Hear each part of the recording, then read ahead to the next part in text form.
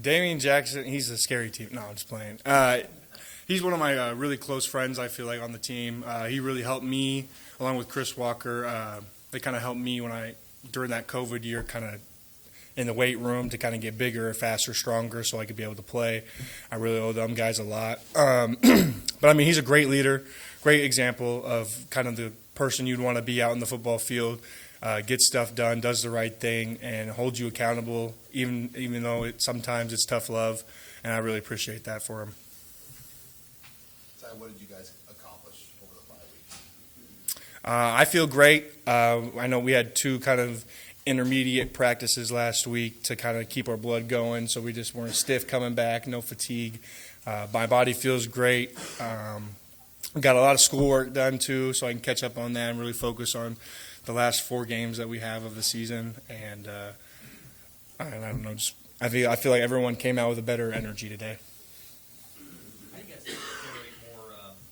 Sacks is the only way you define pressure, but how do you guys generate a little bit more pass rush? Well, in my opinion, if you look at it, every game we've kind of gotten a good pass rush presence in the beginning, and then you kind of see teams start to go to 3-step, quick release. I mean, we're getting back there, and I mean, they're just getting the ball out too quick. Where not anybody could get in it. But I do know that it's more than just getting back there. I mean, the pass presence. I mean, we're told as a D-line to get our hands up in the window. I mean, you see us deflect a few balls here and there, and really it's just got to be staying in our pass rush lanes, really closing that pocket so that he can't escape and squeeze through seams that we create. You guys have had success against Purdue in terms of getting sacks. Is that related to their scheme? And they don't always go to 3 steps. They like to try to throw it down the field. Yeah, that's fine. You want to hold on to the ball. I mean, we're going to do our best to get back there. I know that we're going to have a good game plan, good scheme for this week to get back there. A lot of games, a lot of good calls to help us out with that as well. And then we just got to win our one-on-ones when we have the opportunity.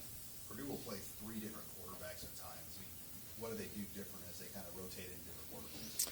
Yeah, I know 13, Jack Plummer, he was benched after halfway through the season, and then that older dude came up. It seems like the starting guy's more of a pro-style quarterback. Jack's more of I'd say pro, but he's more run-the-ball type, and then their other guy, I think, is just more of a wildcat kind of quarterback, really just to run the ball back there. Are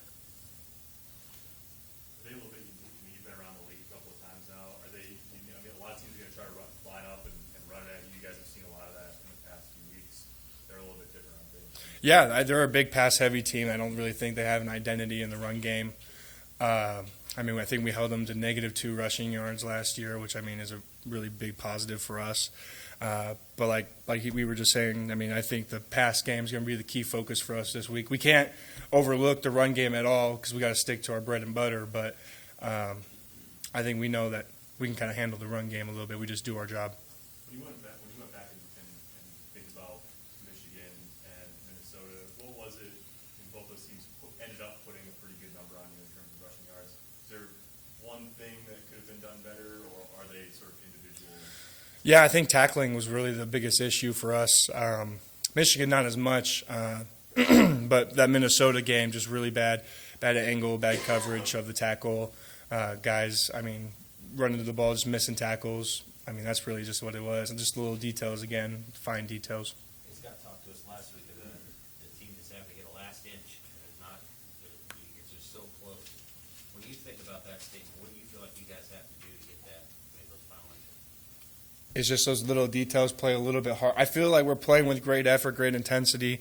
It's just being locked in those key moments, those key plays that are making us lose these one-score games that are really going to be the turning point. So if we can start winning more of those key plays, then I feel like we'll be a happier program. What's an example of a key play in your own mind, like the play yourself? It's a third down, and, I mean, you know that you got, like for me, for example, in the Minnesota game, I hit the tackle, and I peeked in my gap, and I saw a running back go away, and I peeked in the other gap, and he ran right in my primary gap for first down and more. That's just one of the examples for that. Maybe sometimes not blowing a coverage, but maybe getting beat on a one-on-one, or maybe a tackling issue as well. I mean, it's an easy layup tackle, and you end up missing it or something like that. Just the focus and the little details. What are these the way that your schedule has